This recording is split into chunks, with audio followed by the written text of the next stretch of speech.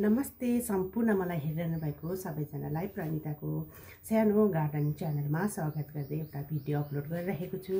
आशा गर्छु तपाईहरुले मलाई साथ सपोर्ट दिएर पूर्ण भिडियो हेरिदिनुहुन्छ भनेर। अनि पूर्ण भिडियो हेरेर तपाईहरुको आफ्नो प्रतिक्रिया पनि कमेन्टमा चाहिँ लेख्नु नभुल्नु होला। अनि मेरो यो गार्डन च्यानलमा चाहिँ म जे सिक्छु, जे अब मैले गरेको कामहरु नै मैले शेयर गर्दै आएको छु। मलाई धेरैले सपोर्ट पनि गर्नुभएको छ, उहाँहरुलाई धेरै धेरै धन्यवाद। अनि जो नयाँ हुनुहुन्छ उहाँहरूले पनि मलाई सपोर्ट गरेर सब्स्क्राइब गर्नुहुन्छ भन्ने आशा गर्छु। अनि तपाईहरुको प्लान्ट फुल विषयमा तपाईहरुलाई के अब प्रश्न सोध्नु मन लाग्छ त्यो तपाईहरुले प्रश्न गर्न सक्नुहुन्छ। म एकदमै तपाईहरुलाई प्रश्नको उत्तर चाहिँ दिनेछु। अनि आजको यो भिडियो सुरु गर्दैछु। पूर्ण भिडियो हेरेर मलाई साथ दिनु होला। आज चाहिँ म मेरो गार्डनमा फुलेको एक दुईवटा फुलहरू नै शेयर गर्दैछु।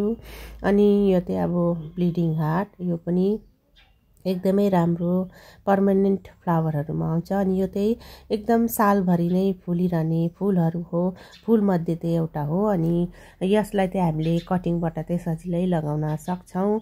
अनि यसको कटिङ चाहिँ कुनै महिनामा पनि सर्छ। अनि यो जुन जवा कुसुम पनि एउटा पर्मानेन्ट फ्लावरै हो। अनि त्यसकै एउटा भेराइटी यो चाहिँ एकदमै सानो सानो फुल्छ। अनि अहिले चाहिँ ड्याम्मै कोपिला लागिरहेको छ। अनि हरियो पत्ताहरूमा चाहिँ पिङ्क कलरको फुल्दा चाहिँ एकदमै राम्रो देखिन्छ। साथै यो बेगुनिया पनि अहिलेको टाइममा एकदमै राम्रो फुल्छ। अनि यो जिरेनियम पनि मेरो फुल्न सुरु भइसकेको छ। अनि कति कोपिला छ। अनि यो पनि सिजन फ्लावर पनि फुलिरहेको छ। अनि कतिवटा चाहिँ फुलेको छैन। अनि फुलहरू चाहिँ अब सिजन फ्लावरहरू चाहिँ अब सिजनमा मात्रै फुल्छ।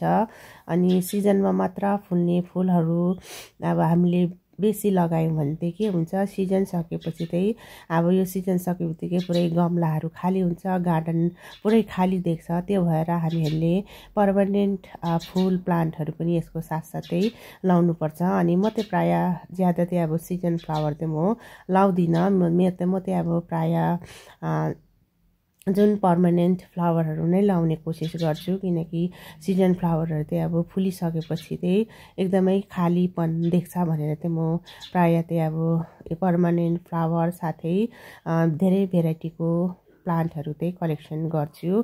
अनि मैले यो चाहिँ अब मेरो यो सानो गार्डनमा चाहिँ मैले तपाईहरुलाई जे जति शेयर गरेको छु, आफ्नो अनुभव नै शेयर गर्दै आएको छु। अनि जे गर्छु त्यही नै म शेयर गर्दै आएको छु। धेरैले मलाई सपोर्ट दिनुभएको छ, साथ दिनुभएको छ, उहाँहरूलाई धेरै धेरै धन्यवाद।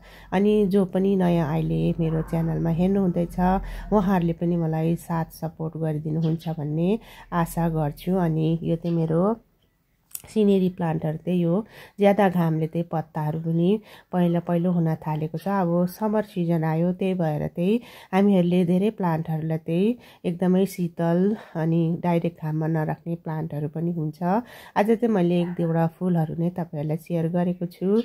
तपाईहरुलाई के कस्तो लाग्यो कमेन्ट चाहिँ अवश्य नै गरिदिनु होला।